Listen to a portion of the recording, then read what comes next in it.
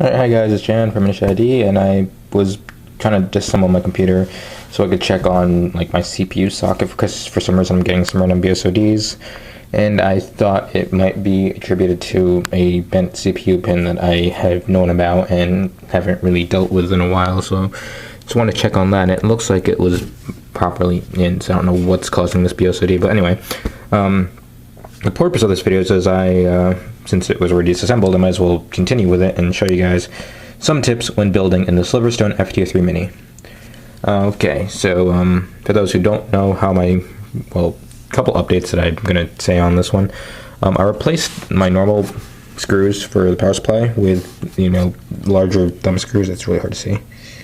And I moved this LED thing. Here it is. So you can see it's a thumb screw. I can turn it here. So, as opposed to just screwing these, because I don't actually have a screwdriver. My screwdriver is the one that I have on my keys, and it's this one, so I didn't want to use something that would take forever to screw back in. Because that was a pain to screw back in, the Corsair H60 V2. And, yeah. I also decided I'll do a bit more cable management, and the way I did that was I looped around. So, yes, I'm using tips to show you guys. First of all, the thumb screws make everything easier. If you have a cable, like a LED strip like I do here, it's easier to just tuck it around a thumb screw. The modular power supply is very helpful here because if I showed you guys, I just turned that light there.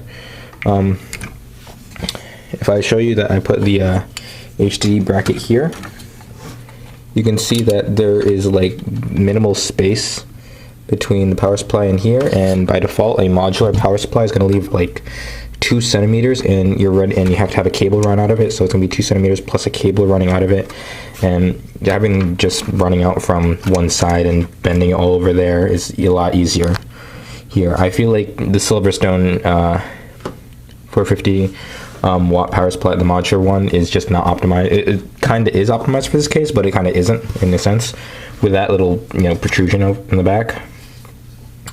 Another thing.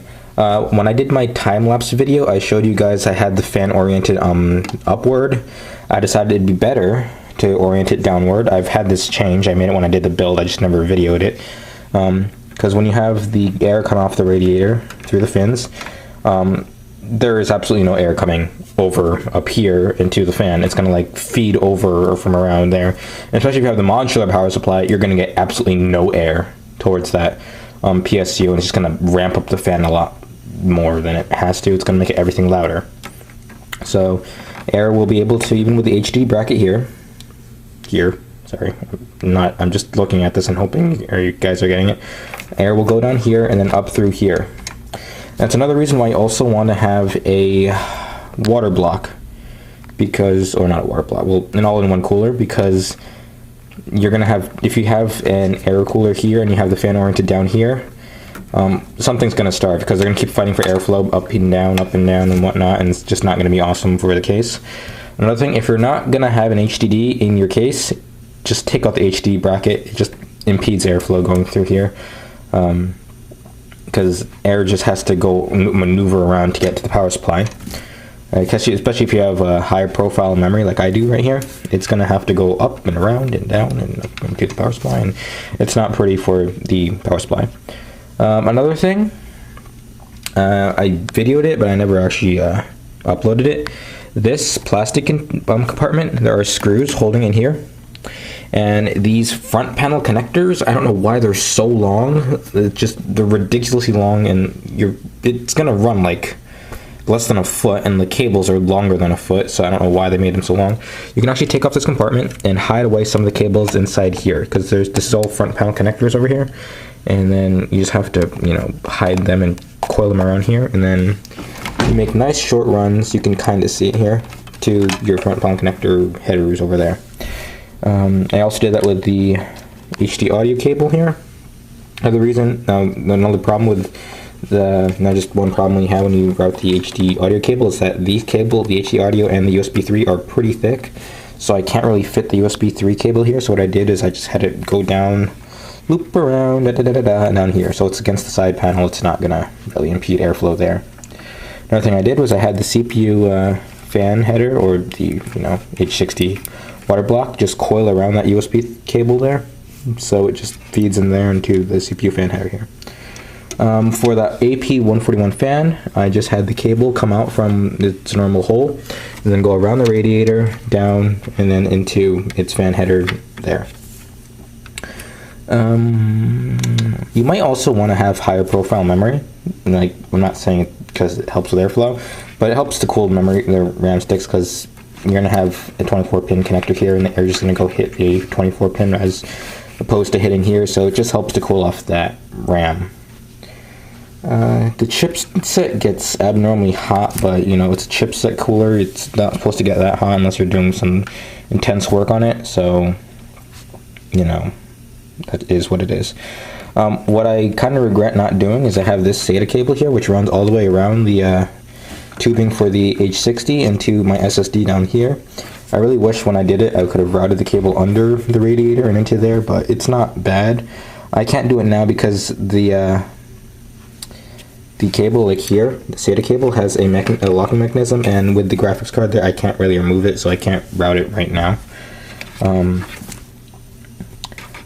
Something I said before, I don't know if I'm ever gonna upload that video, is that you can take off the sled and it helps with airflow. Not really, it doesn't really help with airflow. You just keep the sled there, and that's that. So you can see that right now everything looks pretty clean. You get a lot of airflow here, so if you're not going to use the HDD or the CD-ROM bracket, you're just going to install one SSD, just install it down here, and you have plenty of airflow for the rest of the case. Anything else I can point out? Yeah, no, not really. People, you don't advocate for wrapping cables around each other. In this case, it might really help with cable management, because you want to keep as many cables down as possible. I actually have the front panel connectors route around the HD audio cable. You can kind of see it. HD audio is here, and it just kind of it goes around under it. Because before I actually had the front panel connectors like get sucked into the power supply fan, and that was not pretty at all. As long as you have thick-walled tubing for your water block, you shouldn't have a problem with kinking, because I actually see you have the water block. I wanted to have the Corsair logo oriented up. It's not like I'm going to see it anytime soon, but it also helps with the length of the cable, the tubing, so it's not going to kink that way. If you have a not thick-walled, it might kink when you do some orientation like this. Also, be careful when you install your HDD bracket, because I actually bent a few pins here. You know, a few pins aren't gonna a few fins, and a few fins aren't gonna do much. But if you like jam your hard drive into here, it's gonna not be pretty. Another thing, when you're working on the SilverStone FT03-Mini, make sure you put on some sort of cloth, because I already scratched the back of it. It's not pretty at all. And I think that is pretty much it. I'll go back when putting all this stuff together and see if I come up with any more ideas. I was about to go install the HDD back into its slot there. Some people don't think that when you use the included SATA ribbon thing, that you won't be able to get all three drives. You actually will be able to if you try to route your cable all the way down and get the first one to the bottom SSD. Then you can have this one hit your HDD, and then this one just has enough to hit your top drive. Now the problem with it is that, you know, the cables are actually oriented the wrong way. Not the wrong way, but they're not oriented properly. So you have to, when you have the ribbon go out, you actually have to turn all the cables up here. So this cable is gonna be like this, and then this cable has to be, is this right? And then this cable has to be turned around like that. So you're gonna have a lot of twisting of that cable, but it does work. You can use a single harness for all three drives. Now the thing for a CD drive is you're going to need to use a peripheral LP4 connector and use some sort of SATA connector, unless by default it uses LP4, but most likely it won't. And yeah, let's go back to this. Tip with long SATA connectors, you can have the one that goes to your HD and actually have it route around up behind the bracket, over on top of your radiator, and then screw and then over here. Make sure you don't want to have everything on top of the radiator, not the radiator, the HDD bracket, because you need these clips to hook onto your CD drive.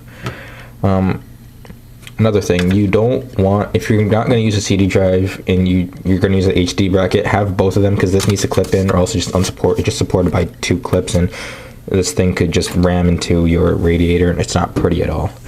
Another thing with SATA cables, you can actually ribbon it. I don't know how to explain it without an actual SATA cable to show you guys. And also, these things are very helpful. This is going to be useful for your, if you have a SATA slim optical drive, so just have this Molex to LB4 to SATA power.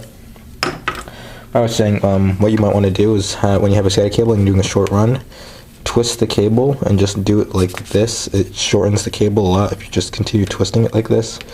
I'm holding a camera so you see that it loops around, and just loop it around and try to make your cable as short as possible.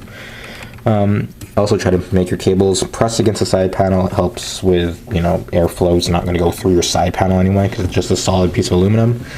And let's see if I come up with anything else before I'm done reassembling everything. Okay, this is something I actually just noticed. If you can, get a right angle cable for your SATA if you're using an HDD, especially if you have a graphics card, because you can see that my SATA cable is right up against the PCB of the my graphics card here. So it's not much of a problem with the SATA cable because it's thinner and not as protruding as much as the SATA cable. But you just keep that in mind. It's not going to be a problem if you're not pressing that much on it, because the SATA cable is not conductive. And that's that for that, I guess. See, the SATA cable just routes around really easily. But this is a really tight fit there. Alright, so over here I have my LP4 harness tucked away over there. I'm going to eventually use it when I install the CD drive, so I'm just going to leave it there.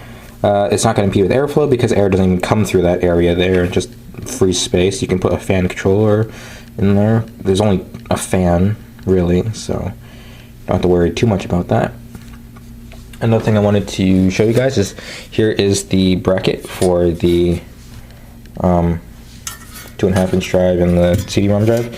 So you could actually install a, they say you can actually install push-pull configuration of a thick radiator here. So you have to flip this back, I believe, so the flap that they need to flip back, and you'll be able to install that just fine. Just you can't have the HD bracket. It's a simple mod. It's not anything too big. And push-pull might actually help you in the case of putting, air through your case, I suppose. And I think radiator might help with that also. Did I say that the thick radiator might help with airflow? I did not mean that. I meant like it would help with cooling off CPU and it would still fit. Okay, another thing here is a CD bracket 2.5-inch drive bracket thing here. It's not just you screw it, put it down, screw it in. It actually requires you to push it down. It's really hard to do with one hand. And then push it down, because you need to have, there's little sliders on the HDD bracket here. So you need to push it down and, I'm doing this wrong. Push it down and slide it back. Just make sure I'm getting it right there. Okay, you need to make sure it lines up properly, the HDD bracket there. Push it down and slide it back, and I'll do this off camera. I can't do this with one hand shooting. And here you'll be able to check if it's properly installed. If you lift it up and you can see the HDD bracket move up when you push it up. Then you can freely push it down, make sure you're not having any cables on there, and screw in your HDD CD-ROM bracket thing with the screws. Okay, with the high rate of things failing, things getting eaten or do something, make sure you boot up your computer and make sure it actually starts up before, putting the rest of the screws in. Like, I just had enough to fill it in. You could do it without putting CD-ROM drive. Just put the power cable, put a keyboard and mouse, and some sort of display cable. I have a display port cable here and routes to my monitor, and then I'll plug in the things like the LEDs and graphics card's plugged in, right? Yeah, graphics card plugged in, since you can see it spinning, and that's that. Okay, another thing to take advantage of everything that SilverStone gives you for cable management. So I kind of did it on unscrewing, and instead of having the LEDs go around and go under that makeshift bracket I have there, I'm actually going to have them go feed under this little plastic container thing here. What you could actually do is have the LEDs go through this hole. This is a cable management hole. They did not just put a random perforation into this plastic. What it's used for is that you can actually, instead of having your power supply cable go around here and then route around here, you can actually have it tuck in through that little hole and then go into its thingy. its socket there. So yes, that's a cable management hole. It was not just random there. You can also have something route down there. Like I have 2 extra USB 2.0 headers here. I might have those convert into like a front, quote unquote, front panel header, and just run out here and maybe just stick it somewhere here, or maybe glue it or something here. Also, don't cover any ventilation. I actually have my LEDs route around here. First of all, it's easier on the eyes because it's going to be routed like that, and it doesn't cover like the GPU vent here, or I'm not routing it across here because air needs to come out. A lot of air is actually be exhausted here from the exhaust fan from the thing there. I'm blocking a little bit of air from this bracket here, but that's fine. Most of the air is going to be coming out of here. Don't block this. I initially had like an external HD here, and it increased temperatures because I just had it tucked in there. If you want to tuck anything here, tuck it around here because that's where less of the air is going to come out. Most of the air is going to come out down here, out your GPU exhaust, and out from your power supply exhaust. So I have my LEDs tucked away around here. It's going to go out over here, around, down here, and here. And when I said I was going to do my LP4 connector ribbon here, I forgot I need to have an LP4 route over here to power the LEDs. So that's what this cable is. And then it just gives you a little pass through. It just takes out like your, I forgot what volt that takes. And then I'm just going to route this in here and tuck it to the side, and I think that'll be it. I'll power it on before I close all the side panels, and that will be it for this video. Okay, so the LEDs are nice. This is fine if you have something tucked in maybe against here, because the side panel does leave a bit of room for, you know, just having the side panel suspended with their plastic clips. So having wires tucked around here, you don't want to wrap it around because it's going to be too thick to close the side panel, but a little bit's fine. This is flat anyway, so it won't impede on closing the side panel. And that's that. I might as well reset and turn it off because I don't want this to boot. And I think that wraps up for this video. Just close, and I think, yeah, I'm not gonna do an outro. I'm tired anyway. It's 2 o'clock in the morning. So that's it for this video. If you have any questions, please post below, and I will try to respond as quickly as possible, as you know I always do. And that's it. This is also a great place for your LP4 connector. So you can just connect it there, and you can run your SATA cable through here, and it goes through there. When you have a drive, it's going to go out here. You have plenty of room for cable management over here. You could do some cable management down here. Anywhere around here is actually just fine because it's slim, going to be a slim CD optical drive anyway. So all's good. And that's it. Thanks for watching. Just because I know I might get a question on it, that cable management thing, power supply cable, plug in there, tuck around there, and then, you know, it's going to have a little hole in this side panel, but that's how it works. Okay, another sad story before I after this video. Do not twist the side panels off. Like, do not, like, do it as straight as possible, because I actually had one of the clips fall off already. So you can see it's really loose when I'm around here. It's not gonna be a problem when, because this is the middle side panel. It's not bad because it's closed off by the other ones. These help. Our side panels help close it off. Just be careful with it. I'm probably gonna super glue this back one day or another. It's the little clip thing, like these clips right here. And this is preventing, there's the one up here, so it's preventing this one from closing properly. Sad face. I didn't think I'd have that many stories after I'm done with the video, but I have 2 clips that broke off. Be careful with these things. These plastic clip things are horrible. They're not working that well. So I have to super glue 2 of them now. It's the one down here, and that's the one up here. So as long as the pressure is on different areas, like if it was both on the top here, these 2 would just start falling off. It'd be really annoying. But as long as they're on opposite sides, the side panels are still be able to stay on without falling and worrying about too much about it. And here it is with the power cable here. So you just have it route around there, and you're all set.